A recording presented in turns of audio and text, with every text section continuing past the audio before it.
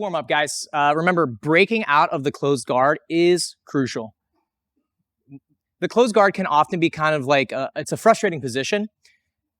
The bottom person, if they don't know how to do a strong closed guard, if they don't have good control, they might not really know much more than just squeeze you and hold you really tight.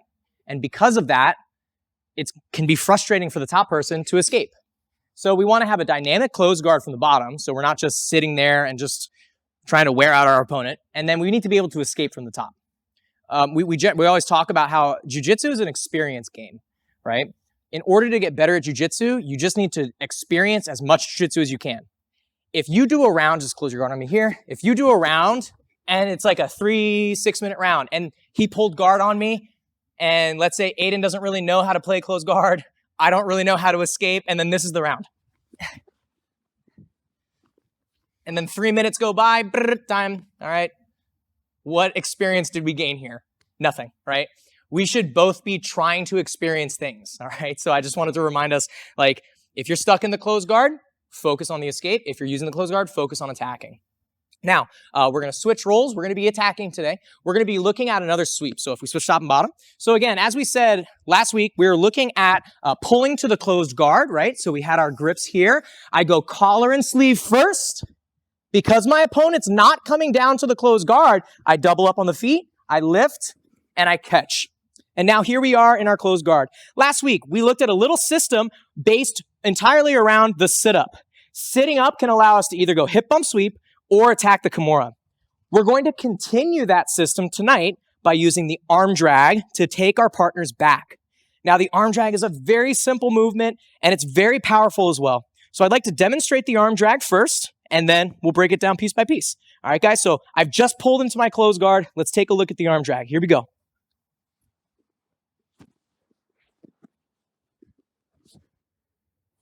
So I've successfully gone from the bottom of the guard all the way around to the back. Just like the hip bump sweep, this is extremely powerful in competition. With this particular technique, once you do the arm drag and you come up on top, that's 2 points for a sweep. Once you put your hooks in, that's 4 points for the back mount. So this is a 6-point maneuver, sort of combination if you want to think of it. So let's go ahead and break down this arm drag. Now the arm drag itself is very simple. All an arm drag is I'm going to take his arm and I'm going to drag it across our bodies. This creates internal rotation on my opponent's shoulder, which creates posture break and back exposure. So first let's talk about accessing the levers on our opponent's body to allow us to set up the arm drag. We're going to be getting a 2-on-1 grip. So both of my hands are going to control one of his arms. So 2-on-1. A very simple grip setup would be right hand, if you're dominant right-handed. Right hand is going to go for a sleeve grip. So I'm doing a cuff grip like when we play spider guard. I'm cuffing his sleeve here. And my left hand is going to grab the back of his elbow. So this is the same grip we make when we pull guard. So maybe I pulled guard here, and look, I can just make a simple grip switch, and now we have a 2-on-1 grip. Once I have this 2-on-1 grip set up, my goal is to drag both of his arms to one side of my body. So if you guys remember, we did a technique called a leg drag not too long ago, where it's very similar. We're grabbing onto the leg, and we're slamming that leg across, kind of like we tell the kids we want to slam the door closed. Same exact idea. I'm grabbing the arm 2-on-1. I'm going to slam the door closed. At the same time, as I drag that arm, I'm going to tuck my knees in to my cannonball position. So watch what happens here as I put all that together. I slam the door and I tuck my knees in. So what I've just done here is I've created 2 different alignment breaks. I've broken his structure by pulling his arm across his body, and I've created internal rotation, which has broken his posture. Now, the alignment battle, the scorecard, so to speak, is 3 against 1. So we are in a very dominant position right now. Once I've dragged that arm, we're going to start to attack the back, right? I've created back exposure. If you can see their back, you can take their back. So because I've created back exposure, I'm going to start to use the sit-up, just like we did last week, guys, where I'm going to sit up as tall as I can. I can open my guard if I need to, or you can keep it closed, right? Whatever you feel comfortable doing. But I'm going to start to reach up and get up as tall as I can. Look how I'm coming up onto my hand. If I'm on my elbow, my head is too low. A good rule of thumb when it comes to taking the back, if your head is below their head, you're not taking their back. It's just not going to happen because you don't have gravity assisting you. They have gravity on their side because they have a height advantage. I want to be above their head. Now, because I'm above his head, it's going to be much easier to take their back. My left hand is reaching over and I'm doing a hook grip, so no thumb, a hook grip in their far armpit. You can even reach under and grab their collar if you can reach that far. If they're too wide, don't worry about it. All right, just hooking onto the armpit, very universal. Now from here, notice how I'm keeping an active chest connection. If I have my chest disconnected from his shoulder, what can Aiden do? In this situation, he can just center back up. All right, bummer, I lost it. Not the end of the world though. Look, I'm still here in closed guard, so you're still in a good spot. So we'll just try it again. So 2-on-1. I slam that door closed and tuck your legs in to break their posture. Boom. Immediately, I sit up as tall as I can. Okay, look, head above head. Now, from this position, I've done a good job. I've captured that shoulder with my chest. My goal here is to now get to the back mount. We have 3 vital pieces to control the back mount. Number 1, I need to create a chest to spine connection. Number 2, I need to establish a seatbelt grip while utilizing a chin grip to hold their shoulder. And number 3, I need to put hooks in. Let's break down each part now. From this position, we're going to kind of systemize our approach with the arm drag tonight based on how our opponent's going to react. The first reaction is they're just going to be kind of resilient and strong. They're going to stay on all fours. So essentially, I'm going to climb up on their back. So look, use your feet to help you lift and circle your chest behind their back. This is our chest to spine connection. So our first piece is chest to spine. I'm going to use my feet, lift my hips, and circle to get chest to spine. Once I get chest to spine, I now want to get the hooks first because my hooks are going to keep me connected. Because I'm above him like this, it's a little precarious, especially if he bucks his hips, I can fall forward. We will address that in a moment. But again, from here, I'm going to start to, you can even stand up a little bit if you need to. See, I'm basically squatting above him, and I'm going to put my hooks in between his knees. And now the last piece, I have to get my seatbelt. So look, I already have the underhook, so I'll just punch that overhook in and chin grip. Your chin on their shoulder. Clamp it in tight. At this point, if we fall over, if we roll side to side, you're on the back, okay? You're good, okay? You should not fall off at this point. Let's rewind the tape. I want you guys to start with the guard pull. I'll just, for speed, start here. So I pulled guard. Quick note, if your partner's grabbing you, so maybe he's grabbing the belt or he's grabbing the collars, whatever, you can't arm drag because he's created a closed loop. He's created a connection. I can't pull. So break that grip. An easy way to break a belt grip, like what Aiden's doing here, grab the sleeve just like before, but then come under, grab your wrist, and now all in one movement, I'm going to flare my wrists, pop it up. And now look, 2-on-1, drag. As soon as I drag, I'm going to sit up as tall as I can. Guys, don't be lazy here. This is not enough. Boom, come up as tall and as fast as you can. Claim the shoulder, and now we're going to start climbing. Bottom person, please be strong. Stay on your hands and knees. Don't fall over. Okay, we'll talk about what to do when they fall over next. I'm going to start to climb, chest to spine. Put your hooks in, get the seatbelt. At the end, if you fall over, we're golden. I'm on the back. Alrighty, guys? So I want to show one more time, nice and slow without talking. All right, let's start from the feet here. So we're going to pull, arm drag, and take the back on the side here. All right, guys, slow motion. Here we go.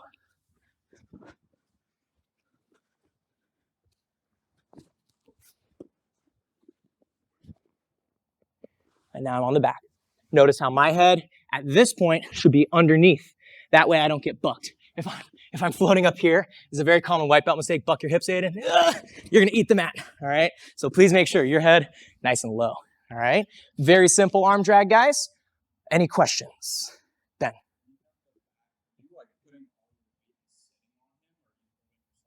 Great question, Ben.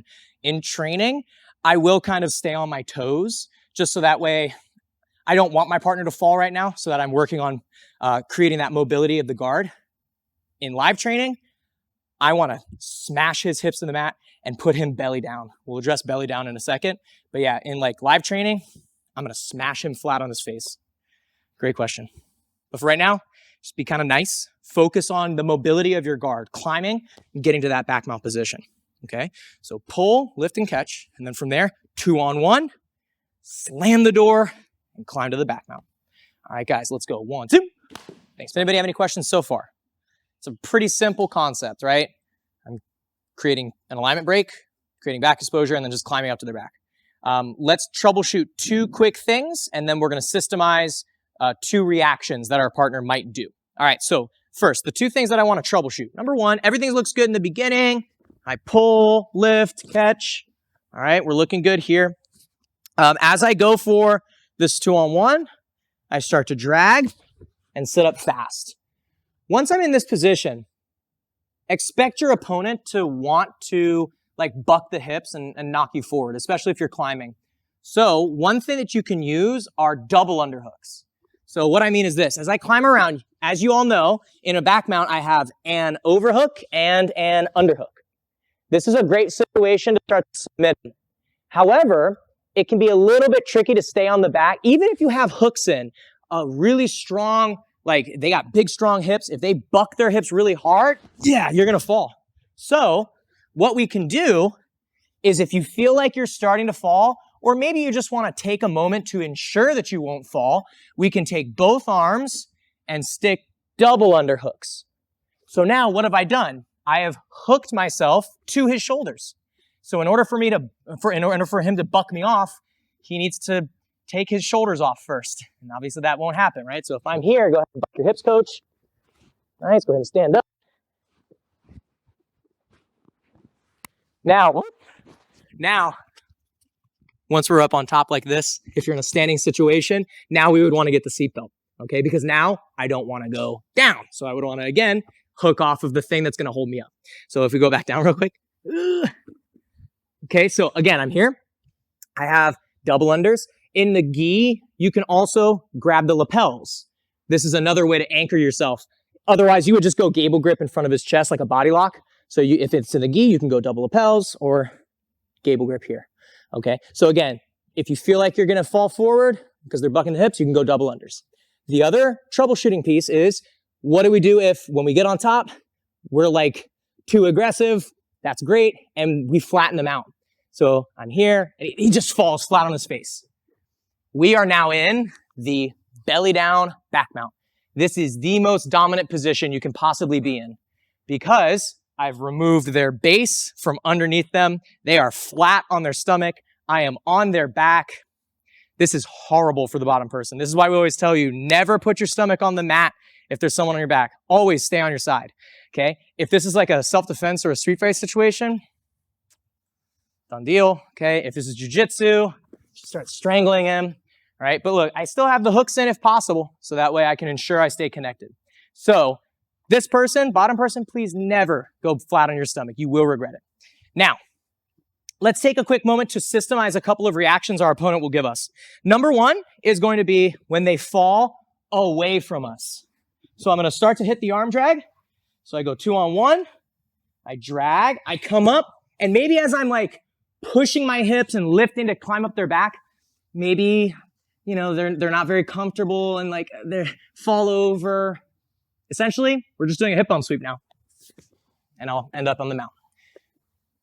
I wouldn't recommend this from the bottom person because now you're still giving up both a sweep and mount points. Not a great position. But this can happen if you kind of overwhelm them with the arm drag. So if I kind of demonstrate at a faster pace, as I go arm drag and it starts to come up, that's very common. That happens all the time, where you just arm drag them so hard that they kind of get like knocked over. The alternative is if they fall into you. This is where a lot of beginners kind of get like, whoa, what's happening? Where we arm drag, and as I'm sitting up, they kind of fall into me. So we've already addressed how to take the back in this position when we were doing what? Our turtle attacks. From our turtle attacks, we switched our base and tipped them into us to kick our bottom hook in. We're going to do the exact same thing. It's going to be easy and easier now because I have my leg underneath him. So as I sit up and I start to maybe climb, he drops his shoulder and he falls into me. All I'm going to do, guys, keep head above head and just start to scoot your butt back. And there's your back mount. Okay, so again, let me show both reactions just so that way we can kind of see some things that can happen. All right, number one, we overwhelm them with the arm drag. So I pull, and I get to the mount. Number two, I arm drag, and I start to take the back, and they kind of flop into me. See how I stayed head above head and just started scooting backwards and pulling them in. Okay, I want you guys to now finish by just drilling these two reactions. If you'd like to, you can also play around with the double underhook situation and the belly down situation. All right, just so that you can feel why not to go belly down and then feel how to control yourself with the double unders. All right, so one more round of arm drags. Any questions? 1, 2. All right.